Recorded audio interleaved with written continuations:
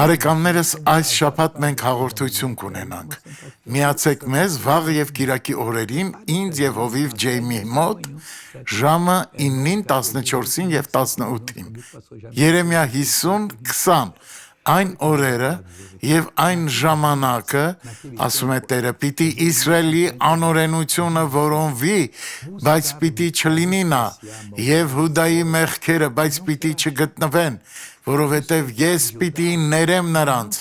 որոնց մնացորդ պահեցի։ Նա պահպանել է եւ մեծացրել է ձեզ, որպեսզի դուք ներվեք եւ ազատվեք։ Վերադարձեք Քրիստոսին եւ լսեք նրա խոսքը, որպեսզի շատ օրհնվեք։ Աղոթենք։ Հայր, ես աղոթում եմ, որ դու օրհնես այս մարդուն։ Չարին ասում եմ, հեռացիր այս մարդու կյանքից եւ երբեք մի վերադարձիր Հիսուսի անունով։ Աստված օրհնի քեզ։